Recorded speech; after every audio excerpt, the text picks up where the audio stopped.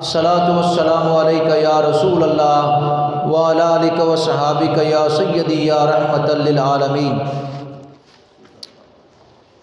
حمد اور صلاۃ کے بعد کھربوں مرتبہ نذرانہ عقیدت جان کائنات حسن کائنات حقیقت کائنات امام الانبیاء تاجدار الانبیاء شب اسرا کے دولہ احمد مجتبیٰ جناب محمد مصطفیٰ صلی اللہ علیہ وآلہ وصحبہ وبارک وسلم کے حضور ہدیہ درود و سلام کا نذرانہ پیش کرنے کے بعد حاضرین محترم قرآن کریم فرقان حمید سے آیہ کریمہ تلاوت پیش کرنے کا شرف حاصل کیا۔ رب ذوالجلال کی بارگاہ میں التجا ہے کہ اللہ تعالی حق اور سچ کہنے کی توفیق عطا فرمائے۔ بیان کا موضوع ہے امام المجتہدین سراج الامہ حضرت امام اعظم ابو حنیفہ نعمان بن ثابت رضی اللہ تعالی عنہ، آپ کے حالات زندگی کے متعلق۔ حضرت امام اعظم ابو حنیفہ رضی اللہ تعالی عنہ کا نام نعمان اور کنیت ابو حنیفہ اور لقب امام اعظم ہے۔ آپ کے والد کا نام ثابت۔ رجب 80 ہجری آپ کی ولادت کوفہ شہر میں ہوئی اور 2 شعبان المعظم 150 ہجری آپ کا وصال ہوا۔ 1444 ہجری کے مطابق دنیا سے پردہ فرمائے 1294 سال کا عرصہ گزر چکا ہے۔ آج بھی آپ کا مزار پر انوار بغداد شریف کی دھرتی پر مرجع خلائق ہے، اور بعض علماء نے یہ فرمایا کہ اس کا معنی ہے روح کے ہے، کہ جس کا مطلب یہ ہوا کہ امام اعظم ابو حنیفہ رحمۃ اللہ تعالی علیہ کی ذات گرامی دستور اسلام کے لیے بنیاد ہے اور فقہی مسائل اور تعلیمات کے لیے روح کی طرح ہے۔ اور یا نعمان کا معنی یہ ہے سرخ خوشبودار گھاس، یعنی آپ کی فقہ اور آپ کی تعلیمات اور آپ کے غیر عمیق مسائل، اس کی خوشبو پورے عالم اسلام میں پھیلی، تو اس لیے نعمان کا معنی ہوا خوشبودار گھاس۔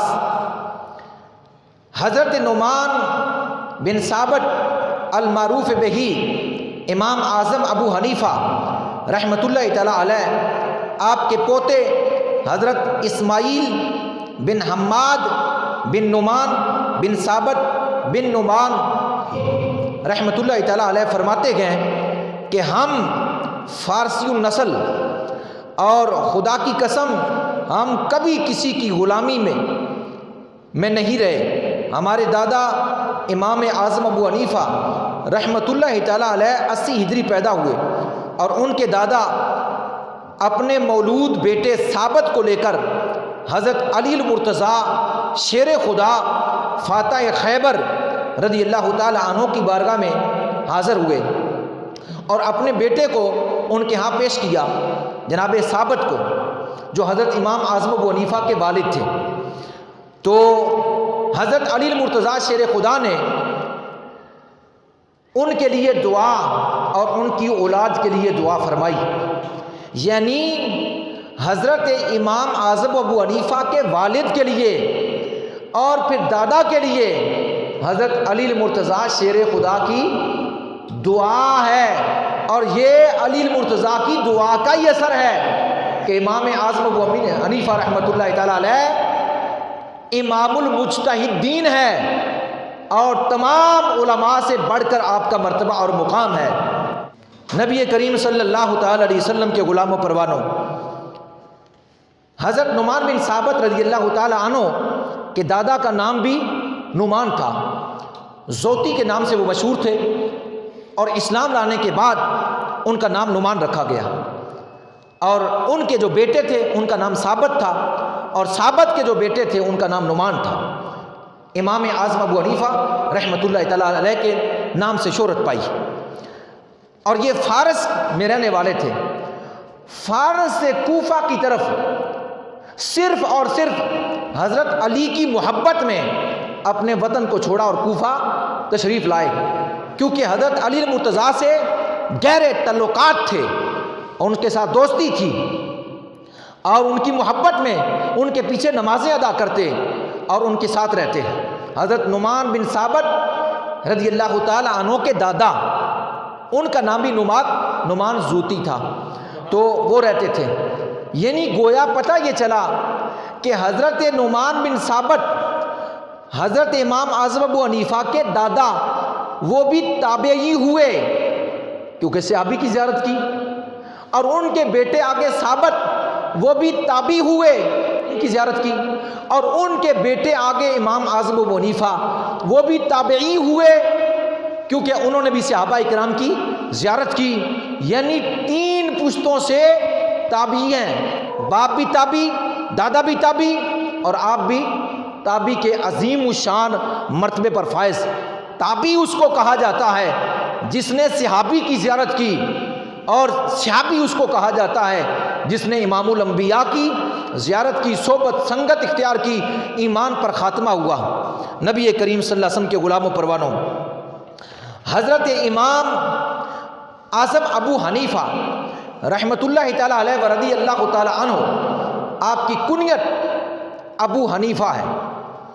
یہ ابو حنیفہ کی کنیت کی کچھ وجوہات ہیں۔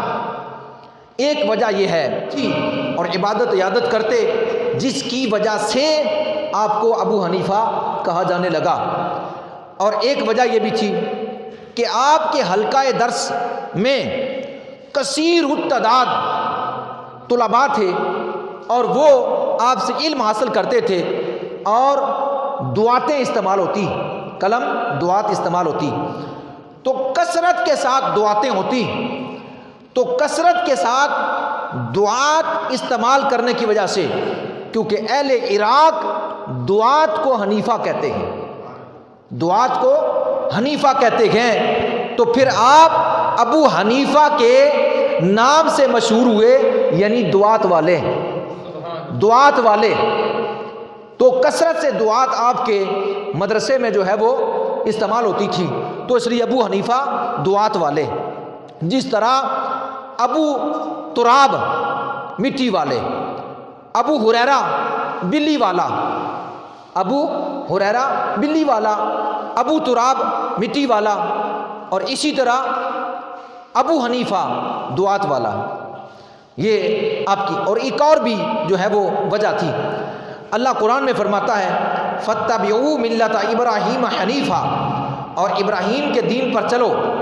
امام اعظم ابو حنیفہ رحمۃ اللہ تعالیٰ علیہ نے اسی نسبت سے اپنی کنیت ابو حنیفہ اختیار کی کہ آپ نے تمام باطل ادیان سے رخ کو موڑ کر دین حق کو اختیار کیا، اس لیے آپ کو ابو حنیفہ کہا جانے لگا، اور لقب آپ کا امام اعظم، یعنی بڑے امام، بڑے امام۔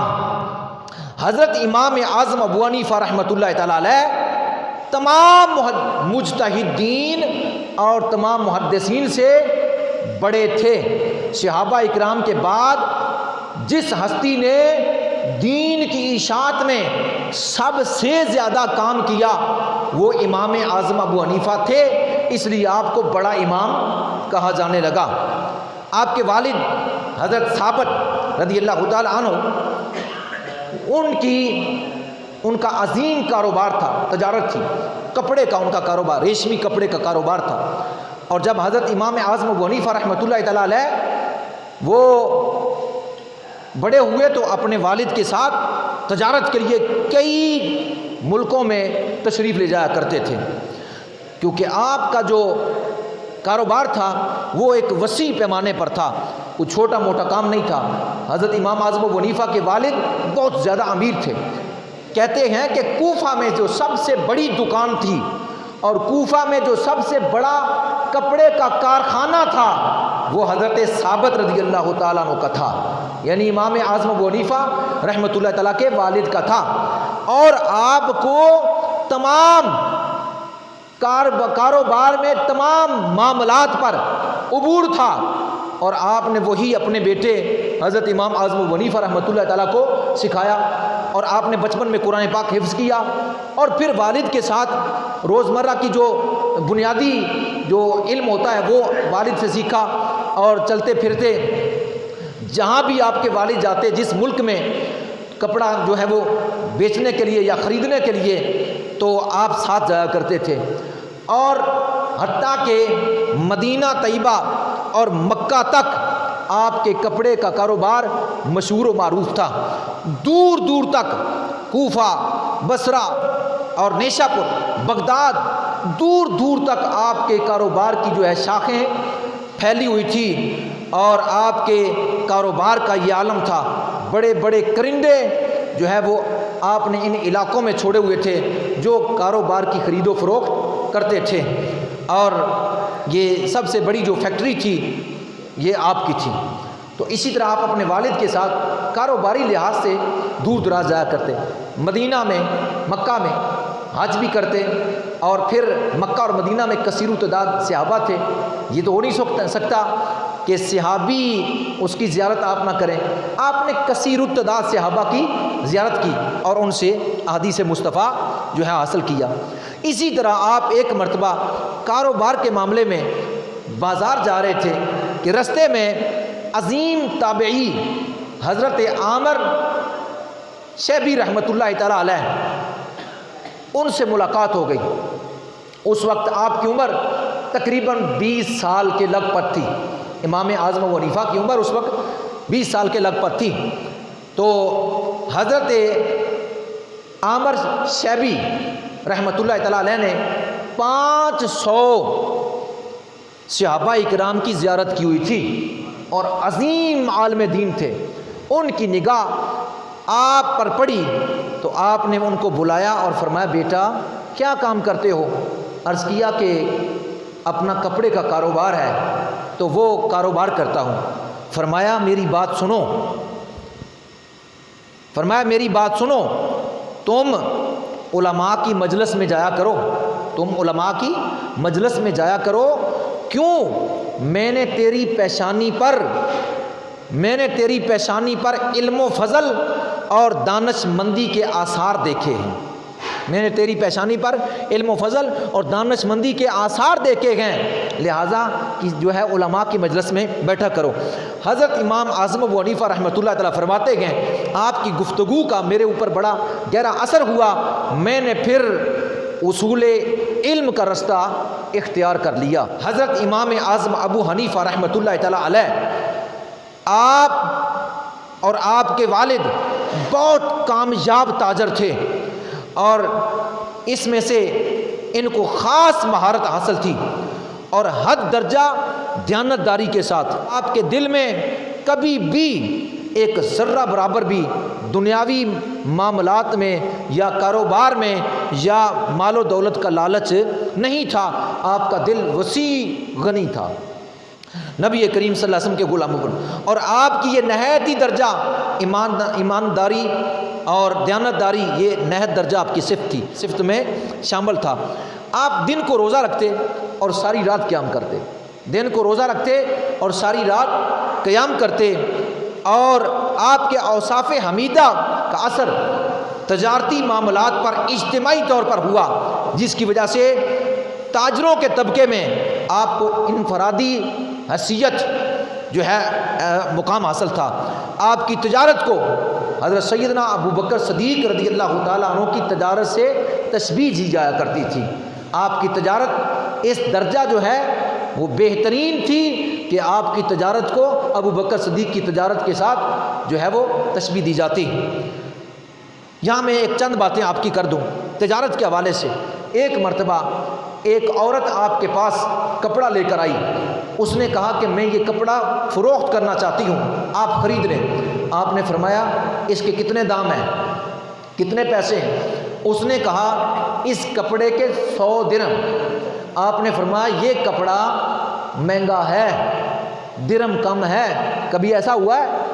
لینے والا تو چاہتا ہے کہ 100 سے بھی کم ہو، خریدنے والا چاہتا ہے کہ یہ 100 سے بھی کم ہو، لیکن یہاں یہ ہو رہا ہے کہ عورت کہہ رہی ہے کہ میرے کپڑے کی قیمت 100 درہم ہے، اور آپ فرما رہے ہیں کپڑا مہنگا ہے، درہم تھوڑے ہیں۔ اس نے کہا 200 دے دیں۔ آپ نے فرمایا تب بھی کپڑا مہنگا ہے، درہم تھوڑے ہیں، اس نے کہا 300 دے دیں۔ آپ نے فرمایا کپڑا پھر بھی مہنگا ہے اور درہم کم ہے۔ اس نے کہا 400 درہم دے دیں۔ آپ نے فرمایا کپڑا اس سے بھی مہنگا ہے۔ اس نے کہا کیا آپ مجھ سے مذاق نہیں کر رہے؟ فرمایا نہیں، کسی بندے کو لے کر آؤ، تاجر کو، اور اس کپڑے کی قیمت لگواؤ۔ جس وقت ایک تاجر کو بلایا گیا، اس تاجر نے کپڑا دیکھا، کہا بی بی اس کپڑے کی قیمت 500 درہم ہے۔ آپ نے 500 درہم اس عورت کو دے کر کپڑے کو خرید لیا۔ اسے ایمانداری، دیانتداری کہا جاتا ہے۔ لیکن ہمارے جیسے لوگ ہوتے، آج کل کا دور ہوتا تو پھر کیا ہوتا؟ کہتے بی بی نہیں اتنا مہنگا، 100 درہم، یہ تو 50 کا ہے۔ وہ 500 درہم کا کپڑا ہم 50 درہم سے خرید لیتے۔ لیکن امام اعظم ابو حنیفہ رحمۃ اللہ تعالی علیہ حد درجہ تقوی اور حد درجہ خوف خدا رکھنے والے تھے۔ انہیں پتہ تھا، کیونکہ کپڑے کے کاروبار میں آپ کو بہت ہی زیادہ مہارت حاصل تھی، اس لیے آپ جانتے تھے کہ اس کپڑے کی قیمت 500 درہم تک ہے، اور اگر آپ اس سے لے لیتے 50 یا 100 درہم کا اس کے کہنے پر، تو آپ کو تو علم تھا کہ اس کپڑے کی جو ہے وہ قیمت کتنی ہے۔ لہٰذا حضرت امام اعظم ابو حنیفہ رحمۃ اللہ تعالیٰ علیہ کی پھر تجارت یوں ہی پورے ملک پر نہیں اور پورے جو ہے وہ ممالک اور دنیا پر نہیں پھیل گئی تھی، کہ آپ کے اندر دیانتداری تھی، آپ کے اندر ایمانداری تھی، آپ کے اندر جو ہے وہ یہ خوبیاں پائی جاتی تھی۔ اسی طرح آپ ایک مرتبہ دکان پر نہیں تھے کہ آپ کے کرندے نے پیچھے سے ایک جو ہے وہ کپڑے کا یعنی کپڑا جو ہے فروخت کیا۔ اس کپڑے کی قیمت آپ کے کرندے نے 1000 درہم لی خریدار سے۔ جب آپ آئے، آپ نے دیکھا کہ کاغذ کے اوپر لکھا ہوا تھا، پوچھا کون سا کپڑا دیا ہے؟ فلاں کپڑا دیا ہے۔ آپ نے اس کی طرف دیکھا اور فرمایا اس کپڑے کی قیمت 1000 درہم نہیں تھی، اس کپڑے کی قیمت 400 درہم تھی، اور تو نے اس شخص سے 600 درہم زائد لیے، یہ تو نے اس کے ساتھ دھوکہ کیا، اور حالانکہ تو میرے ساتھ رہتا ہے اور میرے ساتھ رہ کر بھی تو نے اس بندے کو اتنے دام زیادہ جو ہے وہ لے کر اس کو کپڑا دیا ہے۔ بتا وہ آدمی کہاں سے آیا تھا؟ اس نے کہا حضور اتنا پتا ہے کہ وہ مدینہ سے آیا تھا، یہ نہیں پتا کہ اس کا نام کیا ہے، یہ پتا ہے کہ مدینہ سے آیا ہے۔ آپ نے فرمایا اچھا، آپ نے 600 درہم لیے اور کوفہ سے مدینہ کا سفر کرنا شروع کر دیا کہ اس کو 600 درہم جا کر لٹاؤں جو میرے کرندے نے اس سے زائد وصول کر لیے ہیں۔ یہ ہے اصول، یہ ہے ایمانداری، یہ ہے خوف خدا، یہ ہے اپنی جناب والا کے اللہ رب العالمین کا اور رسول اللہ کی شریعت کی پاسداری۔ اس طرح آپ نے زندگی کو بسر کیا۔ نبی پاک صلی اللہ علیہ وسلم کے غلاموں پروانوں، اب نام کا پتہ نہیں تھا کہ بندہ کون ہے، اور جو ہے اتنا پتہ تھا کہ بس مدینہ سے آیا۔ آپ مسجد نبی میں تشریف لے گئے اور مسجد نبی میں بیٹھ گئے، اور کیونکہ انہیں پتہ تھا پہلے دور میں یہ ہوا کرتا تھا، ہر بندہ اذان سن کر نماز پڑھنے کے لیے مسجد میں جایا کرتا تھا۔ یہ آج کل ہی نحوست ہے، چند سالوں سے نحوست پڑی ہوئی ہے کہ اذان سنتے ہیں، ادھر سے سنتے ہیں، ادھر سے جناب باہر نکل جاتی ہے، نماز کا کوئی خیال نہیں۔ ورنہ پہلے دور میں ہر چھوٹا ہر بڑا، مرد کیا عورت کیا، بوڑھا کیا جوان کیا، وہ سب اللہ کی عبادت، اللہ کی نماز جو ان پر فرض ہے اس کو ادا فرمایا کرتے۔ حضرت امام اعظم ابو حنیفہ رحمۃ اللہ تعالیٰ مسجد نبی میں بیٹھ کے چند دنوں کے بعد دیکھا کہ مسجد نبی میں وہ شخص آیا جس نے آپ کا وہ خریدا ہوا کپڑا اپنے جسم پر لباس پہنا ہوا تھا۔ آپ نے دیکھا کہ یہ کپڑا میری دکان سے آیا ہے۔ اس بندے نے جب نماز پڑھنے کے بعد سلام پھیرا تو آپ نے اسے بلایا، فرمایا یہ کپڑا تم میری دکان سے خرید کر لائے ہو؟ اس نے کہا کہ میں نے آپ کی دکان سے نہیں خریدا، میں نے تو کوفہ میں امام اعظم کی دکان سے خریدا ہے۔ فرمایا اگر تم امام اعظم کو دیکھ لو تو پہچان جاؤ گے کہ واقعہ ہی ان سے میں نے خریدا ہے۔ اس نے کہا کیوں نہیں، میں ان کی دکان سے یہ خرید کر لایا ہوں، ان کے پاس سے لایا ہوں، میں ضرور پہچان جاؤں گا۔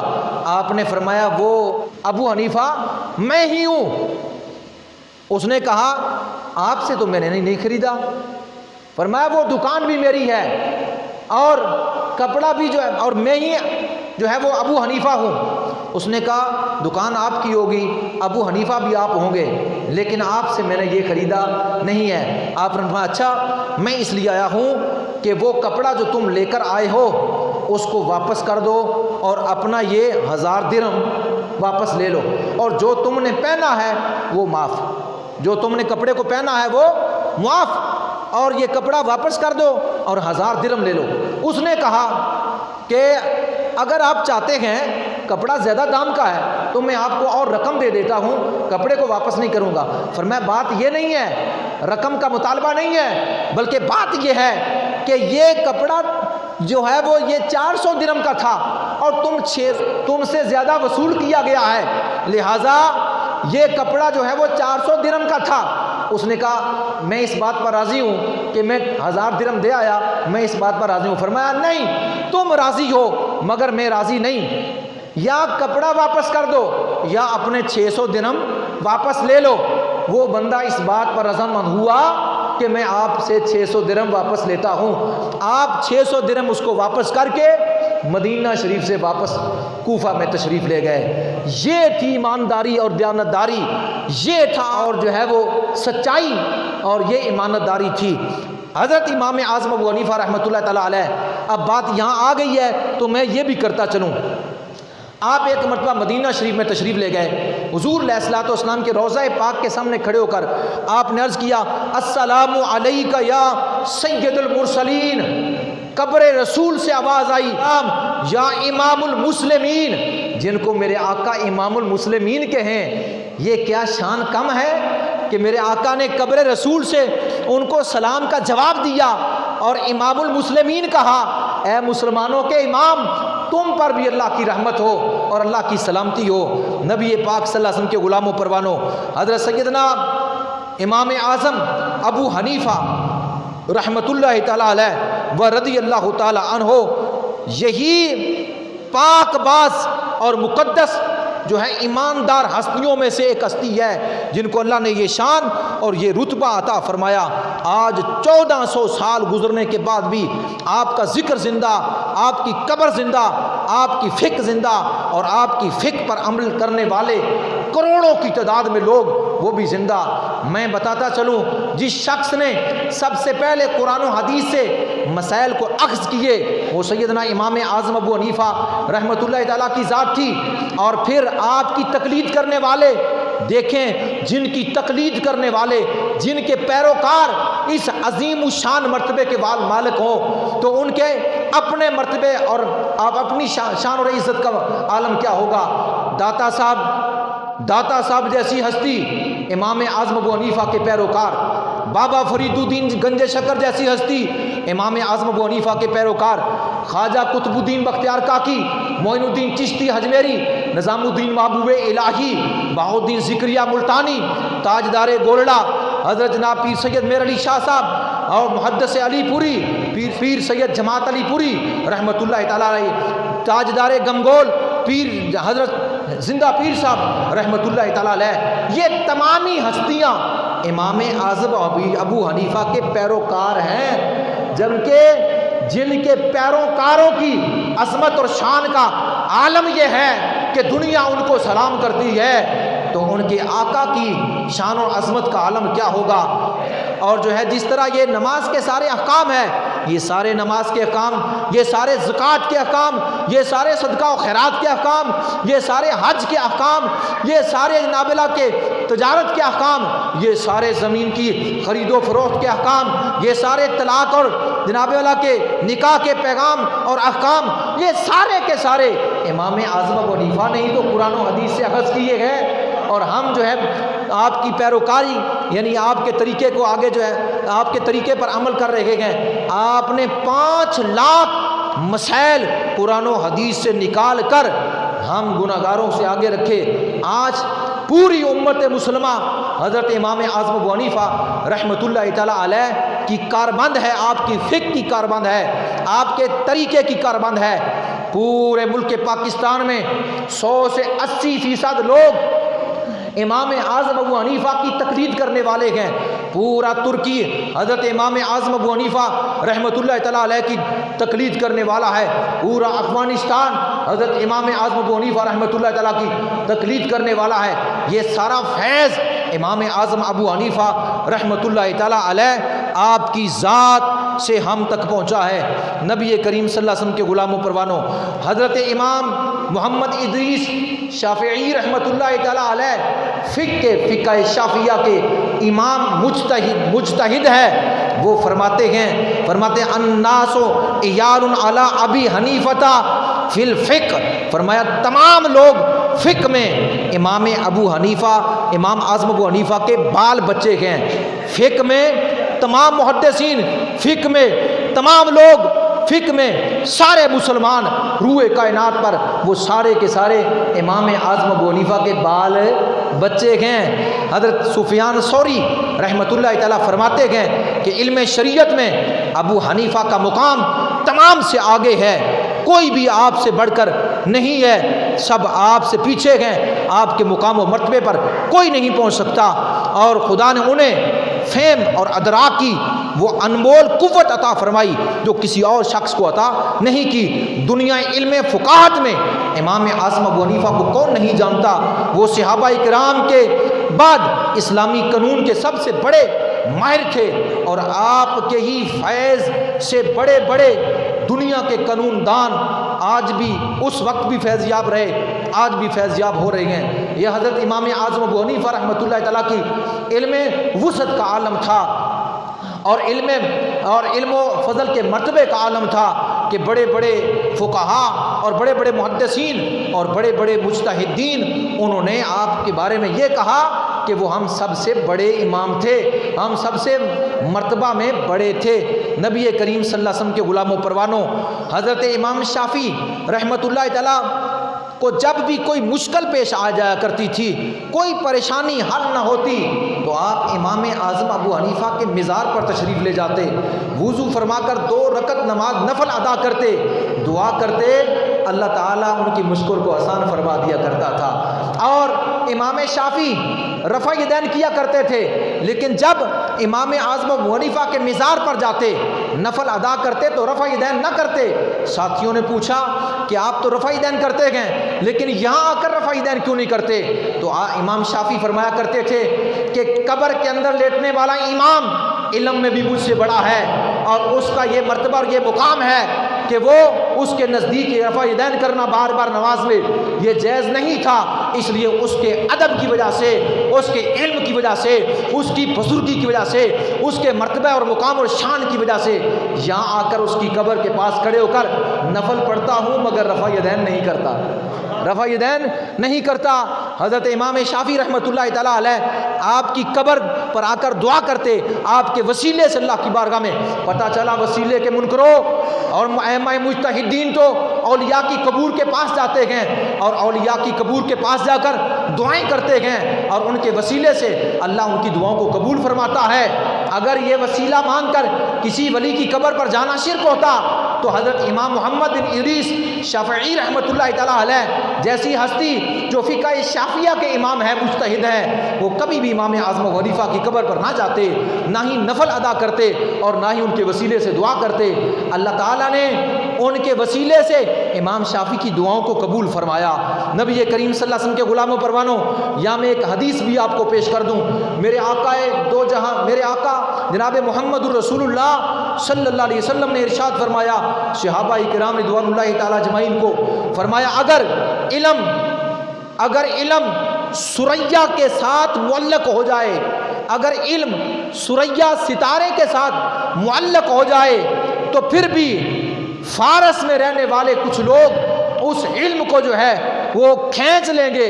محدثین نے اس حدیث کے بارے میں غور و فکر کی تو حضرت امام جلال الدین سیوطی فرماتے ہیں اور امام ابن حجر مکی اسقلانی فرماتے ہیں اس حدیث کا مصداق حضرت امام اعظم ابو حنیفہ ہے، کیونکہ وہ اہل فارس میں سے ہے، اور اہل فارس میں کوئی شخص ان کے مرتبہ اور علم اور مقام اور مرتبے پر نہیں پہنچا، لہٰذا اس حدیث سے حضرت امام اعظم ابو حنیفہ کی ذات مراد ہے۔ حضور علیہ السلام نے ان کے علم کے بارے میں فرمایا اگر علم سریا کے پاس بھی ہو وہ کھینچ کر لے آئے گا۔ امام اعظم ابو حنیفہ کو اللہ نے یہ ملکہ یہ شان عطا فرمائی، آپ نے زندگی کے روزمرہ کے عمیق قسم کے مسائل پر اپنی جو ہے وہ نگاہ دوڑائی اور ان کو ایک چٹکی کے اندر حل فرما دیا۔ جو کوئی حل نہ کر سکا وہ امام اعظم ابو حنیفہ کی ذہانت نے، آپ کی سوچ نے، آپ کے علم نے اس کو جو ہے حل فرمایا۔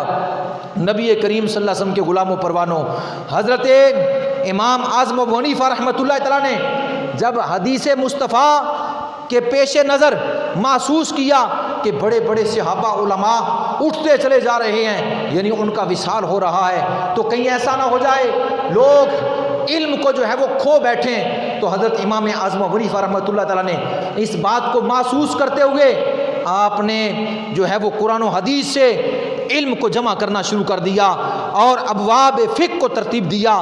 طہارت، نماز و زکوٰۃ، روزہ، عبادات، معاملات کے مسائل آپ نے جو ہے وہ حل کر فرمائے اور 5 لاکھ مسائل کو ترتیب دیا اور 40,000 احادیث مصطفیٰ سے آپ نے کتاب الآثار کو ترتیب دیا۔ آج 14ویں صدی کا ایمان کا ڈاکو ملا یہ کہتا ہے کہ ابھی حنیفہ کو تو 17 حدیثیں یاد تھی۔ میں پوچھنا چاہتا ہوں، سوال ہے، جس ہستی نے 5 لاکھ عمیق اور بریک مسائل حل کیے اس نے کیا؟ کیونکہ مسئلہ تو حدیث سے اخذ کیا جاتا ہے، حدیث مصطفیٰ یا قرآن کی آیت سے مسئلے کو نکالا جاتا ہے۔ اگر 17 حدیثیں یاد تھی، 5 لاکھ مسائل 17 حدیثوں میں کیسے نکال لیے؟ 5 لاکھ مسائل 17 حدیثوں میں کیسے نکال لیے؟ آپ نے 40,000 حدیثوں سے کتاب الآثار کو ترتیب دیا۔ لاکھوں حدیثیں آپ کو زبانی یاد تھی، لاکھوں حدیثیں آپ کو زبانی یاد تھی، جن کے شاگردوں کا عالم یہ ہے۔ امام بخاری حضرت امام اعظم ابو حنیفہ کے شاگرد ہیں، شاگرد کے شاگرد ہیں، شاگرد کے شاگرد ہیں۔ تو جب امام بخاری کو 6 لاکھ حدیثیں یاد تھی تو آپ کے دادا استاد کو کیا صرف 17 یاد تھی؟ کتنی بڑی حماقت ہے، کتنی بڑی گمراہی ہے کہ امام بخاری جو پوتا شاگرد ہیں حضرت امام اعظم ابو حنیفہ کے، ان کو تو 6 لاکھ حدیثیں یاد ہو اور جو دادا استاد ہیں ان کو 17 یاد۔ نبی کریم صلی اللہ علیہ وسلم کے غلام و پروانوں، علی بن مدینی رحمۃ اللہ تعالیٰ فرماتے ہیں، میں نے کئی شہروں کا سفر کیا اور کئی فقہاء سے ملا، اور جب آپ کوفہ پہنچے، علی بن مدینی رحمۃ اللہ تعالیٰ جب کوفہ پہنچے تو کوفہ کے ہی رو گئے، کوفہ میں ہی رک گئے، رہ گئے۔ فرماتے ہیں میں نے بڑے بڑے شہروں میں فقہاء کو دیکھا، پر امام اعظم ابو حنیفہ رحمۃ اللہ تعالیٰ کو دیکھ کر کہنے لگے، کہاں سمندر، کہاں نہریں، کہاں سمندر؟ اے علی تو نہروں کے پاس گیا ہے، سمندر تو اب آئے جس کے پاس اب پہنچا ہے، ساری زندگی پھر وہیں گزار دی۔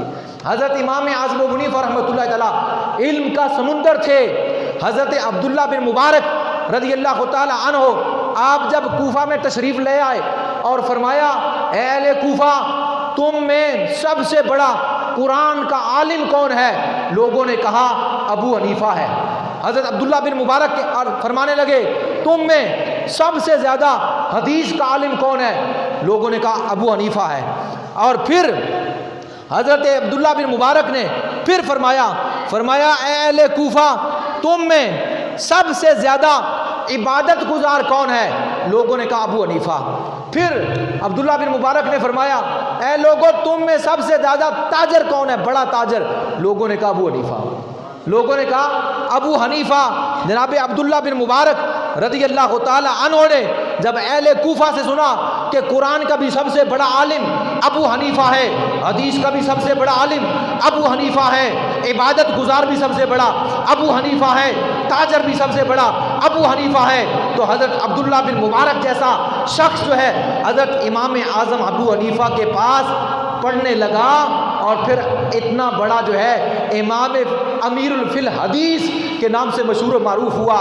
یعنی حضرت عبداللہ بن مبارک نے امام اعظم ابو حنیفہ سے علم حاصل کیا۔ نبی کریم صلی اللہ علیہ وسلم کے غلام و پروانوں، حضرت امام اعظم ابو حنیفہ رحمۃ اللہ تعالی علیہ نے جب آپ نے علم حاصل کرنے کے بعد، اور یہ بھی یہاں بھی بات کرتا چلوں، جب آپ نے اس عظیم تابعی جناب حضرت عامر شیبی رحمۃ اللہ تعالیٰ سے ملاقات کی اور انہوں نے فرمایا کہ تمہاری پیشانی میں یہ آثار دیکھتا ہوں، تو پھر آپ نے مکمل علوم حاصل کرنا شروع کر دیے۔ تو آپ نے کس مدرسے میں داخلہ لیا، یہ بھی آپ کو بات عرض کرتا چلوں۔ آپ نے اس مدرسے میں داخلہ لیا جو کوفہ میں صحابی رسول حضرت عبداللہ بن مسعود نے بنایا تھا۔ حضرت عبداللہ بن مسعود عظیم صحابی ہیں نبی پاک صلی اللہ علیہ وسلم، جید جلیل القدر صحابہ میں سے، ان کے پاس نبی پاک صلی اللہ علیہ وسلم کے سارے علوم تھے۔ انہوں نے کوفہ میں اس مدرسے کی بنیاد رکھی تھی، وہاں وہ پڑھاتے تھے۔ صحابی رسول حضرت عبداللہ بن مسعود اس مدرسے میں پڑھاتے تھے، اور ان کے وصال کے بعد اس مدرسے میں حضرت علقمہ بن قیس تابعی تھے۔ انہوں نے نبی پاک کا زمانہ پایا لیکن کسی وجہ سے زیارت نہ کر سکے، صحابہ کی زیارت کی، لہذا عظیم تابعی ہوئے، وہ اس مدرسہ میں پڑھاتے رہے۔ حضرت عبداللہ بن مسعود کے وہ شاگرد بھی تھے، وہ پڑھاتے رہے۔ اور حضرت علقمہ بن قیس کے بعد اسی مدرسے میں حضرت ابراہیم نحی رحمۃ اللہ تعالیٰ علیہ انہوں نے پڑھانا شروع کر دیا، وہ بھی عظیم تابعی تھے، صحابہ کی زیارت کی ہوئی تھی۔ اور ان کے جو ہے وہ وصال کے بعد اسی مدرسے میں حضرت سیدنا امام احمد رحمۃ اللہ تعالیٰ علیہ وہ پڑھا رہے تھے اس وقت اس مدرسے میں جب آپ نے جا کر داخلہ لیا۔ ان سے پڑھنے کے علاوہ، ان کے پاس پڑھنے کے علاوہ آپ نے بصرہ اور کوفہ، اس کے علاوہ 4000 استادوں سے پڑھا۔ جس شخص نے 4000 استادوں سے پڑھا ہے اس کو 17 حدیثیں یاد تھی۔ عقل میں کوئی بات آ سکتی ہے کہ جس شخص نے 4000 استادوں سے پڑھا ہو، ان میں صحابہ بھی ہوں، ان میں صحابہ بھی ہوں، جلیل القدر محدثین بھی ہوں، تابعین بھی ہوں، اور بڑے بڑے جو ہیں کابرین ہوں۔ جس شخص نے 4000 استادوں سے علم حاصل کیا، اس کو بھائی ساری زندگی میں 17 حدیثیں یاد تھی۔ یہ عجیب قسم کی منطق ہے، اور عجیب قسم کی جو ہے وہ بددیانتی ہے نبی کریم صلی اللہ علیہ وسلم کے غلاموں پروانوں۔ اور جب یہ کسی مشکل میں پھنس جائیں، جب یہ خود جو کہتے ہیں ان کو 17 حدیثیں یاد، جب یہ کسی مشکل مسئلے میں پھنس جائیں تو جب تک امام اعظم ابو حنیفہ کی جا کر دلیج پر دستک نہیں دیتے ان کا مسئلہ ہی نہیں حل ہوتا۔ پھر اس وقت تم امام اعظم کو کیوں یاد کرتے ہو مشکل وقت میں؟ پھر تم تو قرآن اور حدیث کی بات ہی کرو، قرآن و حدیث کی بات کرو۔ پھر اس وقت امام اعظم کے در پر جانے کی کیا ضرورت ہے؟ پتہ چلا کہ تم بھی محتاج ہو امام اعظم ابو حنیفہ کے، تم بھی محتاج ہو امام اعظم ابو حنیفہ کے علم کے، اور آپ کے جو ہے وہ آپ کے علوم کے محتاج ہو۔ حضرت حماد رحمۃ اللہ تعالیٰ علیہ رضی اللہ تعالیٰ عنہ کا دامن آپ نے نہیں چھوڑا، اور اس مدرسے میں آپ نے جو ہے وہ علم حاصل کیا۔ حضرت امام اعظم ابو حنیفہ رحمۃ اللہ تعالیٰ علیہ کو آپ کے استاد حضرت حماد اپنے سامنے بٹھاتے تھے، وہ ذہین ہوتے، ان کو شیخ حماد اپنے سامنے بٹھاتے، حضرت امام اعظم ابو حنیفہ کو اپنے سامنے بٹھاتے۔ اب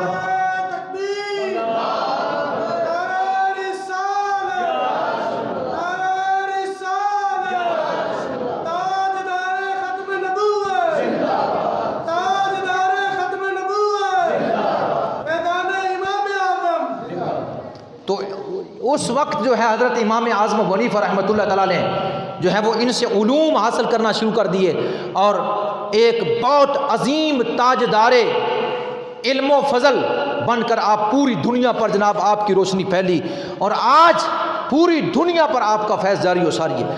جس خطے میں عوام الناس اللہ کی مخلوق رہ رہی ہے وہ آپ کے ہی مسائل کے پیروکار ہیں، آپ کے ہی ہر مسئلے میں آپ کے ہی مسئلے کے پیروکار ہیں۔ یعنی 4 جو مجتہد دین ہیں، حضرت امام اعظم ابو حنیفہ فقہ حنفی کے بانی، حضرت امام شافعی فقہ شافعی کے بانی، حضرت امام مالک فقہ مالکی کے جو ہے وہ بانی، اور حضرت امام احمد بن حنبل فقہ حنبلی کے بانی۔ ان 4 میں پہلا نمبر جس ہستی کا ہے اسے امام اعظم ابو حنیفہ کہا جاتا ہے۔ علم میں بھی زیادہ ہے، عمل میں بھی زیادہ ہے، زہد میں بھی زیادہ ہے، تقوی میں بھی زیادہ ہے، علم قرآن میں بھی زیادہ ہے، علم حدیث میں بھی زیادہ ہے، علم فقہ میں بھی زیادہ ہے، عمر میں بھی بڑے گئے ہیں، عمر میں بھی بڑے گئے ہیں، علم میں بھی بڑے ہیں۔ سنیے، آپ اب کیوں بڑے کہتے ہیں؟ ہم امام اعظم کیوں کہتے ہیں؟ امام اعظم بڑا امام، اب کیوں کہتے ہیں؟ حضرت امام شافعی رحمۃ اللہ تعالیٰ علیہ، ان کی ولادت اس وقت ہوئی جب امام اعظم ابو حنیفہ کا جس دن وصال ہوا، جس دن امام اعظم کا وصال ہوا اس دن امام شافعی پیدا ہوئے۔ حضرت امام شافعی رحمۃ اللہ تعالیٰ فرماتے گئے مجھ پر فقہ کا جو احسان ہے وہ حضرت امام محمد شیبانی رحمۃ اللہ تعالیٰ کا ہے، اور حضرت امام محمد شیبانی یہ شاگرد ہیں امام اعظم ابو حنیفہ کے، تو یہ پوتا شاگرد ہوئے، امام شافعی پوتا شاگرد ہوئے۔ حضرت امام شافعی پہلے فرما چکے گئے کہ فقہ میں تمام لوگ امام اعظم ابو حنیفہ کے بال بچے ہیں، تو یہ شاگرد کے علم کا عالم ہے۔ تو اب دیکھیں پوتا شاگرد کا علم زیادہ ہے یا دادا کا زیادہ ہے؟ عمر بھی بڑی ان کی، علم بھی زیادہ ان کا۔ جو امام اعظم ابو حنیفہ کا علم تھا وہی امام محمد کو ملا، اور امام محمد نے وہی امام شافعی کو دیا، وہی امام شافعی رحمۃ اللہ تعالیٰ علیہ کو دیا۔ اب پتہ چلا کہ ائمہ فقہا میں حضرت امام شافعی سے امام اعظم علم میں بڑے، عمر میں بڑے۔ اب آگے چلتے ہیں، حضرت امام مالک بن انس رضی اللہ تعالی عنہ وہ فرماتے ہیں، حضرت امام مالک بن انس مدینہ کے محدث، مدینہ کے امام اور فقہ مالکی کے جو ہے وہ بانی، جب اہل عراق کا قافلہ جاتا کہ یہ مدینہ میں، وہ پوچھا کرتے تھے کہ ابو حنیفہ کا کوئی فتویٰ ہے؟ 60,000 مسائل ان کے پاس ابو حنیفہ کے تھے، وہ امام ابو حنیفہ کے فتوے بھی پڑھتے، ان پر عمل بھی پڑھتے۔ تو جو امام ان کے فتووں کو پڑھ رہا ہے، ان کے علوم کو حاصل کر رہا ہے، وہ علم میں بھی اس سے کم ہوا اور جو ہے وہ عمر میں بھی کم ہوا۔ امام اعظم ابو حنیفہ کا فیض امام مالک کو بھی ملا ہوا ہے۔ پھر امام احمد بن حنبل، چوتھے امام، حضرت امام احمد بن حنبل رحمۃ اللہ تعالیٰ علیہ فقہ جو ہے وہ حنبلی کے امام، وہ جو ہے وہ حضرت امام شافعی کے شاگرد ہیں، وہ امام شافعی کے شاگرد ہیں۔ اور امام شافعی کس کے شاگرد ہیں؟ امام محمد کے، اور امام محمد کس کے شاگرد ہیں؟ امام اعظم ابو حنیفہ کے۔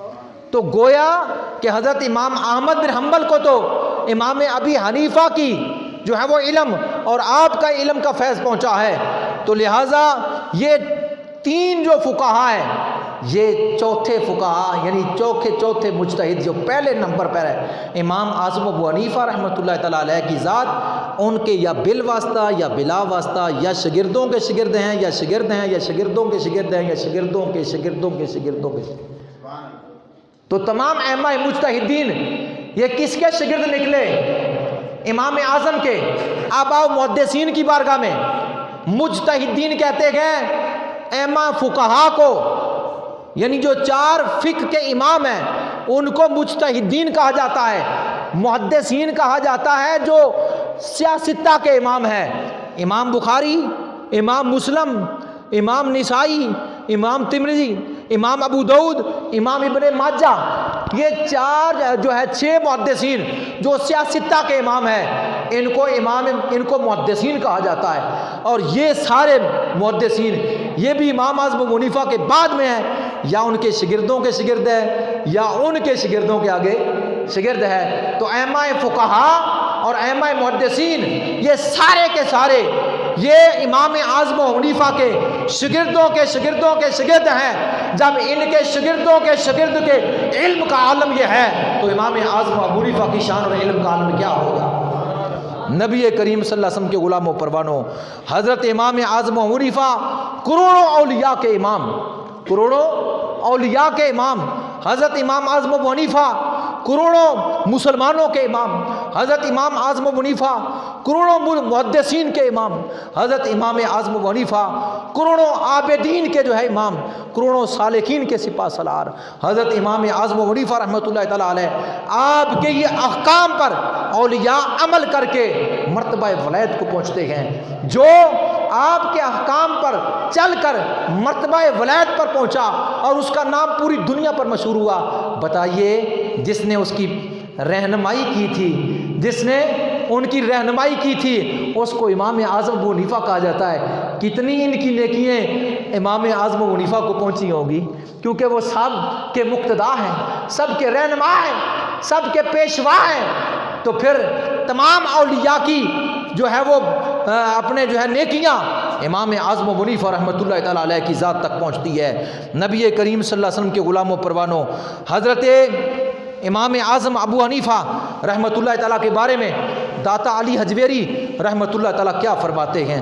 حضرت داتا صاحب فرماتے ہیں کہ امام اعظم ابو حنیفہ اماموں کے امام ہیں اور مقتدائے سنیہ ہیں، مقتدائے سنیہ، یعنی حضرت داتا صاحب فرماتے ہیں مقتدائے سنیہ، سنیوں کے مقتدا، سنیوں کے رہنما، اور جو ہے اماموں کے امام اور اہل سنت کے مقتدا، فقہاء اور علماء کے رہنما۔ اور حضرت داتا صاحب کیا لکھتے ہیں اپنی کتاب کشف المجوب میں؟ فرماتے ہیں کہ ایک مرتبہ داتا صاحب فرماتے ہیں ایک مرتبہ میں ملک شام گیا، حضرت بلال حبشی کے مزار کی زیارت کے لیے، مؤذن رسول حضرت بلال حبشی کے مزار کی زیارت کی، اور آپ کے سر کی طرف میں سو گیا کہ میں نے خواب دیکھی کہ میں نے اپنے آپ کو بیت اللہ میں پایا۔ داتا صاحب بیان فرماتے ہیں میں نے خواب دیکھی، خواب میں اپنے آپ کو سویا ہوا کہاں ہے؟ بلال حبشی کے مزار میں، اور اپنے آپ کو بیت اللہ میں پایا۔ میں نے دیکھا کہ باب ابی شیبہ کی طرف سے، میں نے دیکھا بیت اللہ میں باب ابی شیبہ کی طرف سے امام الانبیاء سردار الانبیاء جناب محمد الرسول اللہ تشریف لا رہے ہیں، اور آپ نے ایک بوڑھے کو اٹھایا ہوا ہے، آپ نے ایک بوڑھے کو جیسے جو ہے وہ پیار محبت سے شفقت سے باپ بچے کو اٹھاتا ہے، اس طرح حضور صلی اللہ علیہ وسلم نے ایک بوڑھے کو اٹھایا ہوا ہے، اور حضور علیہ السلام اس سے شفقت پیار فرماتے ہوئے آ رہے۔ داتا صاحب فرماتے ہیں میں نے جو دیکھا تو میں دوڑ پڑا اور میں نے جا کے حضور صلی اللہ علیہ وسلم کے قدموں کو بوسے دینا شروع کر دیے۔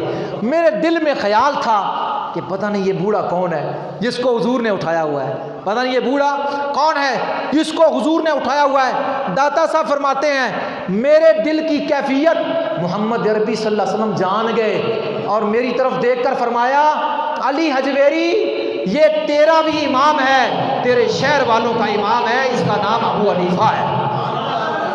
یہ شان ہے امام اعظم ابو حنیفہ کی، فرمایا یہ تیرا بھی امام ہے، تیرے لاہور تیرے شہر والوں کا بھی امام ہے۔ پتہ چلا میرے مصطفیٰ جانتے گئے کہ پاکستان میں جس امام کا تصرف ہے، جس امام کی فقہ کا ہولڈ ہے، وہ ابو حنیفہ ہے، یہ شان تھی جو داتا صاحب نے بیان کی کہ میں نے اس طرح دیکھا حضور صلی اللہ علیہ وسلم کو، حضور نے ان کو اٹھایا ہوا ہے۔ تو میں یہ عرض کر رہا ہوں حضرت یکشا بن معاذ راضی رحمۃ اللہ تعالیٰ وہ فرماتے ہیں میں نے نبی پاک صلی اللہ علیہ وسلم کو خواب میں دیکھا، اور میں نے عرض کیا یا رسول اللہ صلی اللہ علیہ وسلم آپ کو تلاش کہاں کروں؟ آپ کو اگر میں ڈھونڈنا چاہوں، تلاش کرنا چاہوں تو آپ کو کہاں تلاش کروں؟ حضور علیہ السلام نے ارشاد فرمایا ان دا علم ابی حنیفہ تھا، فرمایا اگر مجھے تلاش کرنا چاہتا ہے ابو حنیفہ کے پاس تلاش کر لے، اگر مجھے تلاش کرنا چاہتا ہے ابو حنیفہ کے علم کے پاس تلاش کر لے۔ نبی پاک صلی اللہ علیہ وسلم کے غلام و پروانوں فرمایا تھا جیسا کہ پہلے آپ نے حدیث سنی ہے کہ علم اگر سریا پر ہو تو وہ کھینچ لے گا۔ نبی کریم صلی اللہ علیہ وسلم کے غلام و پروانوں آپ کی ذہانت اور آپ کا ذہین ہونا اور الجھے ہوئے معاملات کو حل کرنا ایک چٹکی میں چند مثالیں میں آپ کے سامنے رکھتا ہوں۔ ایک مرتبہ ایک شخص نے کیسے عمیق اور گہرے مسائل حل کرتے تھے امام اعظم، جو کوئی نہیں کر سکتا تھا اس وقت، وہ حل کرتے تھے امام اعظم۔ ویسے نہیں یہ مرتبے اور یہ شان ان کو مل گئی۔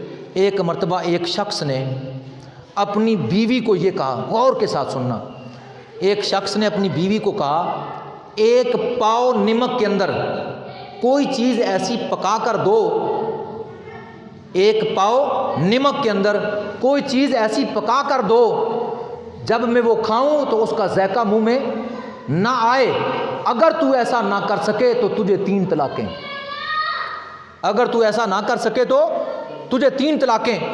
اب کہہ تو دیا، اب مارا پھر رہا ہے کہ مسئلہ کہاں سے حل ہو، کہیں سے بھی نہیں حل ہو رہا تھا، کیا وہ چیز پکائے پاؤ نمک میں، کیا پکائے جس کا ذائقہ بھی نہ آئے، کھانے میں نہ آئے تو کہیں سے بھی مسئلہ نہیں حل ہو رہا تھا۔ امام اعظم ابو حنیفہ کو پتہ چلا، آپ نے اس کی بیوی کی طرف پیغام بھیجا، فرمایا کہ تم ایک پاؤ نمک کو جو ہے وہ برتن میں ڈال کر اس میں آنڈا ڈال دو، اور آنڈا جب ابل جائے پاؤ نمک کے اندر، اس آنڈے کو شوہر کو کھلا دو، طلاق سے محفوظ ہو جاؤ گی۔ آنڈے میں نمک کا ذائقہ نہیں آئے گا، طلاق سے بچ جاؤ گی۔ ایسا ہی کیا، پاؤ نمک میں آنڈے کو ابال کر شوہر کو کھلا لیا، طلاق سے بچ گئی۔ طلاق سے ایسا ذہن تھا حضرت امام اعظم ابو حنیفہ کا۔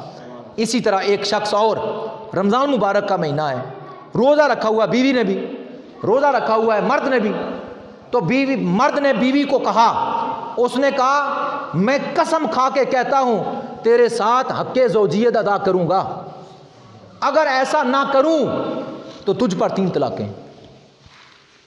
کتنا باریک مسئلہ تھا، روزہ رکھا ہوا ہے دونوں نے، کہا قسم کھاتا ہوں حق زوجیت ادا کروں گا، اگر نہ کروں تو تجھے 3 طلاق۔ اب کہہ تو دیا، لیکن اگر حق زوجیت ادا کرتا ہے کفارہ پڑتا ہے، روزہ ٹوٹ جاتا ہے، کفارہ پڑتا ہے، اور اگر نہیں کرتا تو بیوی کو طلاق ہو جاتی ہے۔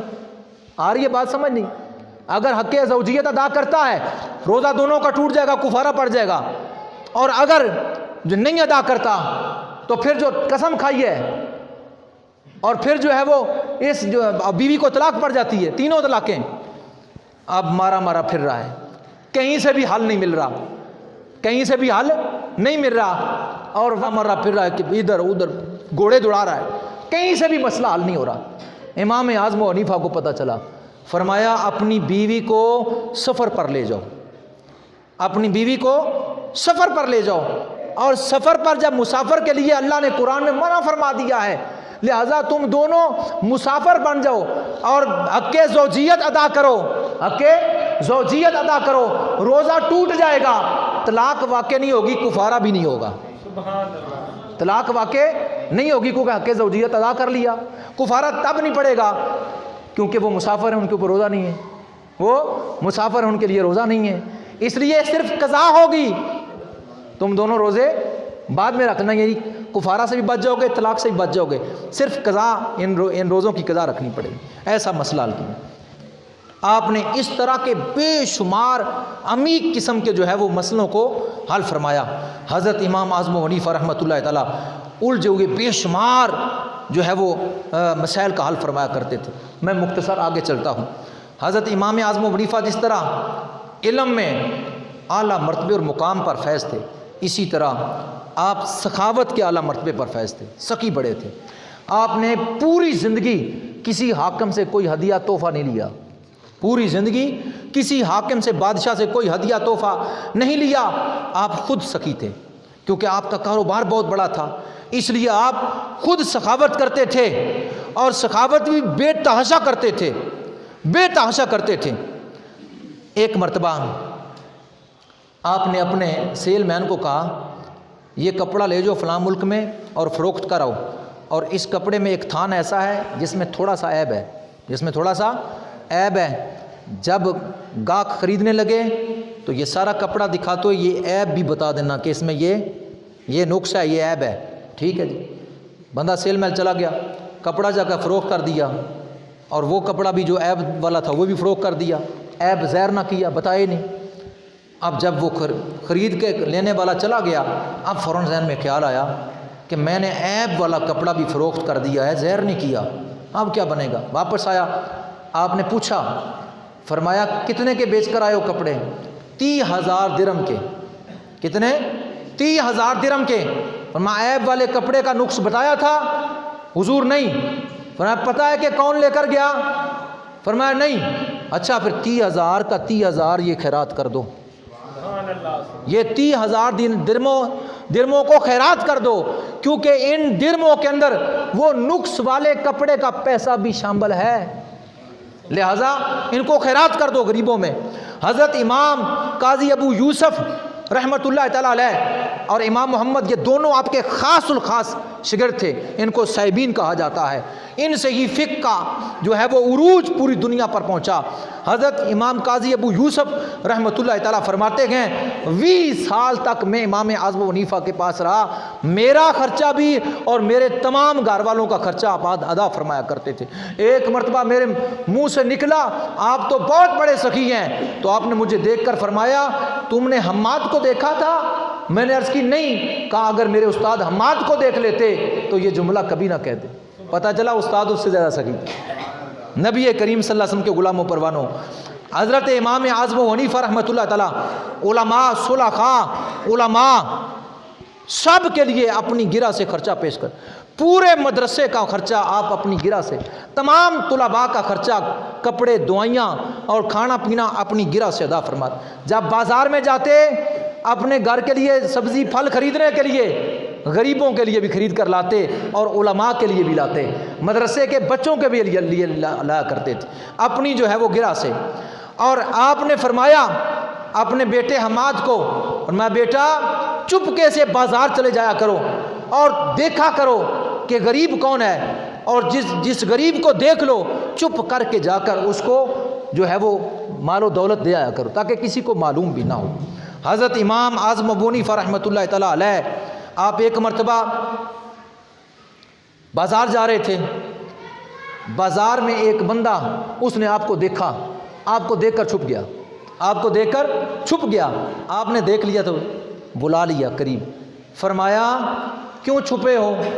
اس نے عرض کیا کہ میں نے 10,000 درہم آپ سے ادھار لیے تھے، عرصہ بیت گیا لیکن وسائل نہیں ہے، شرم کے مارے چھپ گیا۔ فرمایا اللہ کو گواہ کر کے معاف کیے، اللہ کو گواہ کر کے کہتا ہوں معاف کیے۔ اسی طرح آپ بازار میں جا رہے تھے کہ پاؤں کی جو ہے جوتی کے ساتھ گارا لگ گیا، کیچڑ لگ گئی، چلتے چلتے ایک مکان کے قریب سے جب گزرنے لگے تو وہ کیچڑ آپ کے جو یعنی جوتوں پر لگی ہوئی تھی وہ سامنے والی دیوار میں لگ گئی۔ حضرت امام اعظم ابو حنیفہ پریشان ہو گئے کہ اب یہ جو کیچڑ، یہ جو گارا اس مکان کے ساتھ لگ گیا ہے، اگر اس کو صاف نہیں کرتا تو اس بندے کی دیوار کو میں نے گندا کر لیا تو روز قیامت پوچھ ہوگی، اور اگر صاف کرتا ہوں تو دیوار مٹی کی ہے، اس مٹی کو کھرچنے سے اس کے گھر کی مٹی ضائع ہو جائے گی، اب میں کیا کروں؟ یعنی وہاں اتنی دیر میں گھر کا جو مالک تھا وہ نکل آیا، اور وہ یہودی تھا، وہ یہودی تھا اور اس نے آپ سے قرضہ بھی لیا ہوا تھا۔ اس نے جب دیکھا امام اعظم ابو حنیفہ کو پریشان تو اس نے دل میں خیال کیا کہ شاید مجھ سے پیسے مانگ لے کے مجھ سے وہ قرض واپس لینے کے لیے آ گئے ہیں۔ پریشان ہو گیا، پیسے تو میرے کو ہے نہیں، امام صاحب مانگیں گے، کیا کروں؟ وہ قریب آیا، ٹال مٹول کرنے لگا۔ آپ نے فرمایا قرض کو چھوڑو، قرض کو نہیں لینے آیا، پیسے لینے آیا، میں تو پریشان ہوں کہ میرے پاؤں کی جو ہے مٹی تیرے دیوار کے ساتھ لگ گئی، اس کو صاف کیسے کروں؟ اگر صاف کرتا ہوں تو تیرے گھر کے ساتھ جو دیوار کی مٹی ہے وہ ضائع ہوتی ہے، پھر پوچھو گی، اور اگر نہیں صاف کرتا تو تیری دیوار گندی ہو گئی ہے۔ اس نے جب آپ کا یہ تقویٰ دیکھا تو اس نے کہا پہلے میرے دل کو صاف کیجئے، بعد میں دیوار کو دیکھ لیں گے، یعنی پہلے مجھے کلمہ پڑھا دیجئے۔ جس نبی کے غلاموں کی سوچ اور علم اور ذہانت کا یہ عالم ہے، ان کے تقویٰ کا عالم یہ ہے کہ جناب بندہ دیکھنے والے پکار اٹھیں اشہد اللہ الہ الا اللہ و اشہد ان محمد رسول اللہ، اسے امام اعظم ابو حنیفہ کہتے ہیں۔ نبی جیسے آپ علم میں ماہر تھے، اخلاق، ذہانت، فیاضی، سخاوت میں ماہر تھے اور اعلیٰ مرتبے اور مقام پر تھے، اسی طرح آپ کی عبادت پر بھی تھوڑی باتیں کر دیں۔ آپ کی عبادت کا عالم کیا تھا؟ آپ نے 40 سال عشاء کے وضو کے ساتھ جو نماز پڑھی، غور کر رہے ہیں، 40 سال عشاء کے وضو کے ساتھ جو نماز عشاء ادا کی، اسی وضو سے فجر کی بھی پڑھی، اسی وضو سے فجر کی پڑھی۔ پتہ چلا رات کو سوئے نہیں، اگر سو جاتے تو وضو ٹوٹ جاتا، سو جاتے تو وضو ٹوٹ جاتا، ساری رات عبادت کرتے رہے۔ 40 دن کی بات نہیں کر رہا، 40 سال عشاء کے وضو سے فجر کی نماز ادا کی، ساری رات قرآن پڑھتے رہے، ساری رات قرآن پڑھتے رہتے نماز میں، نوافل میں۔ اور آپ نے 30 سال لگاتار ایام ممنوعہ، یعنی سال کے اندر جو ممنوع دن آتے ہیں، ان ممنوع دنوں کو چھوڑ کر 30 سال لگاتار روزہ رکھا، 30 سال لگاتار روزہ رکھا۔ ملا بیچارے کو کیا پتا ایسے لوگوں کی شان، ملا کو تو سنجے کا نہیں پتا سردیوں میں کس طرح کرتے ہیں، گرمیوں میں کس طرح کرتے ہیں۔ روزہ رکھا ایام ممنوعہ کو چھوڑ کر لگاتار۔ آپ نے رمضان مبارک کے مہینے میں ایک قرآن دن کو پورا، ایک قرآن پورا رات کو پڑھتے تھے روزانہ۔ یہ نہیں کہ ایک روزے کو، 30 روزے تک کتنے قرآن بنے اندازہ کر لیں۔ اور جب عید کا دن آتا، جب آگے عید کا دن آتا تو آپ 2 ختم کرتے، دن کو 2 رات کو۔ پڑھ کے کوئی دکھائے نا، حافظ ہی صحیح، جتنا مرضی پکا حافظ ہو، جتنا مرضی تیزی کے ساتھ پڑھنے والا ہو، دن کو بھی پڑھنا ہے رات کو بھی، ایک قرآن دن کو پڑھنا ہے پورا اور ایک قرآن رات کو پڑھنا ہے پورا۔ ہر ماہ رمضان مبارک میں آپ اس طرح کرتے تھے۔ اور پھر اللہ تعالیٰ کے گھر بیت اللہ کا 55 حج کیے، 55 حج کیے، 50 کے اوپر 5، 55 حج کیے آپ نے اللہ کے گھر کے۔ یہ شان کم ہے؟ پھر جب آخری مرتبہ گئے بیت اللہ کا حج کرنے کے لیے، خادموں سے اجازت مانگی بیت اللہ کے اندر داخل ہونے کی، اجازت مل گئی۔ آپ جو ہی اللہ کے گھر کے اندر داخل ہوئے، 2 نفلوں کی نیت باندھ لی، ایک رکعت میں 15 سپارے پڑھ لیے، دوسری رکعت میں 15 پھر پڑھ دیے، 2 رکعتوں میں پورا قرآن پڑھا، میں گر گئے، یا اللہ تیری عبادت کا حق ادا نہیں ہوا، یا اللہ تیری عبادت کا حق ادا نہیں ہوا۔ عالم غیب سے آواز آئی، ابو حنیفہ تو نے ہماری عبادت کا حق ادا کر دیا، تو نے ہماری عبادت کا حق ادا کر دیا ہے۔ یہ شان تھی ہمارے امام کی، امام اعظم و حنیفہ کی۔ لوگ باتیں کرتے ہیں جی 17 حدیثیں یاد، 17 حدیثیں تو آج کل جو کوئی مدرسے کا طالب علم ہے جی، کئی تو اس کو حدیثیں یاد ہے، 17 کی بات کرتا ہے، کئی تو 100 اس کو یاد ہے۔ آج کل کے مدرسے کا طالب علم، امام اعظم و حنیفہ وہ ہستی ہے، آج تو بڑی لمبی چین ہوتی ہے، فلاں نے فلاں سے سنا، فلاں نے فلاں سے سنا، فلاں نے فلاں سے سنا، فلاں نے فلاں سے سنا، فلاں نے فلاں سے سنا، پھر اس نے جا کر صحابی سے سنا، پھر اس نے جا کر آگے نبی پاک سے سنا۔ امام اعظم و حنیفہ رحمۃ اللہ تعالیٰ علیہ و رضی اللہ تعالیٰ عنہ، آپ کا حضور کے قریب اس طرح رشتہ تھا، آپ نے صحابی سے سنا، صحابی نے نبی سے سنا۔ آپ اتنے قریب تھے، آپ اتنے قریب تھے کہ امام اعظم نے سنا انس سے، انس نے سنا رسول اللہ سے، یعنی درمیان میں ایک واسطہ تھا۔ حضرت امام اعظم و حنیفہ کا رسول اللہ کے درمیان ایک واسطہ تھا۔ حضرت داؤد طاہی رحمۃ اللہ تعالیٰ فرماتے ہیں، بہت بڑے بزرگ گزرے ہیں، فرماتے ہیں 20 سال میں جاتا رہا، یہ شاگرد بھی تھے امام اعظم و حنیفہ کے، یہ شاگرد بھی تھے اور یہ ولی کامل ہے بہت بڑے۔ وہ فرماتے ہیں 20 سال میں جاتا رہا امام اعظم و حنیفہ کو کے پاس، میں نے نہ کسی مجمع میں نہ ہی تنہائی میں، آواز سمجھ آ رہی ہے نا، نہ ہی تنہائی میں نہ ہی مجمع میں 20 سال نہ آپ کو سر ننگا پایا، نہ پاؤں کو پھیلانے ٹانگوں کو لمبا کیا پایا، نہ مجمع میں نہ تنہائی میں آپ ٹانگیں لمبا کرتے اور نہ ہی سر سے ننگا رہتے۔ ایک دن میں نے عرض کر دیا، حضور جب بندے نہ ہوں، تنہا ہوں، اس وقت ٹانگیں سیدھی کر لیا کرو۔ تو آپ نے آگے سے ارشاد فرمایا مجمع میں تو بندوں کا احترام کروں اور تنہائی میں خدا کا احترام نہ کروں، تنہائی میں خدا کا احترام نہ کروں لہٰذا۔ اور امام اعظم و حنیفہ جب مسجد میں جاتے تو تھوڑا آپ کا جو ہے وہ یعنی چہرہ مبارک، گردن وہ جھکی رہتی۔ آپ نے ساری زندگی مسجد کی چھت کی طرف، اللہ کے خوف کی وجہ سے چھت کی طرف نہیں دیکھا، مسجد کی چھت کی طرف، نہ کبھی مجمع میں یا تنہائی میں ٹانگیں لمبی کی، نہ سر ننگا رہے اور نہ ہی مسجد کے چھت کی طرف دھیان کیا۔ حضرت امام اعظم ابو حنیفہ رحمۃ اللہ تعالیٰ کے بارے میں خواجہ محمد پارسا بہت بڑے ولی اللہ گزرے ہیں، وہ فرماتے ہیں امام اعظم کا وجود نبی پاک کے معجزوں میں سے ایک معجزہ تھا، حضور کے معجزوں میں سے ایک معجزہ تھا اور بڑا معجزہ تھا۔ آپ کا مذہب ایسا مذہب ہے کہ قرب قیامت میں، آپ کا مذہب ایسا مذہب ہے کہ قرب قیامت جب اللہ کے نبی حضرت عیسیٰ علیہ السلام نازل ہوں گے تشریف لائیں گے، 40 سال جو قوانین لاگو کریں گے امام اعظم ابو حنیفہ کے ہوں گے۔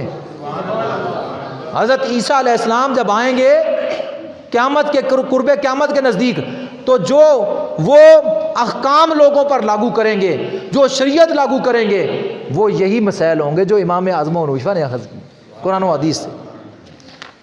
یہ موضوع تو بہت لمبا ہے، تو یعنی اسی مہینے کی 2 شعبان المعظم آپ کا وصال ہوا، دنیا سے پردہ فرمائے، 1294 سال کا عرصہ بیت چکا ہے۔